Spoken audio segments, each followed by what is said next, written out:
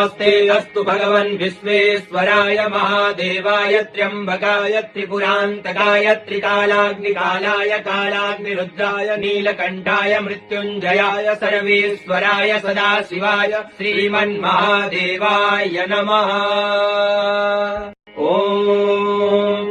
नमस्ते अस्तु भगवन् विश्वेश्वराय महादेवाय त्र्यम्बकाय त्रिपुरान्तकाय त्रिकालाग्निकालाय कालाग्निरुद्राय नीलकण्ठाय मृत्युञ्जयाय सर्वेश्वराय सदाशिवाय श्रीमन्महादेवाय नमः। नमस्ते अस्तु भगवन् विश्वेश्वराय महादेवाय त्र्यम्बकाय त्रिपुरान्तकाय त्रिकालाग्निकालाय कालाग्निरुद्राय नीलकण्ठाय मृत्युञ्जयाय सर्वेश्वराय सदाशिवाय श्रीमन्महादेवाय नमः।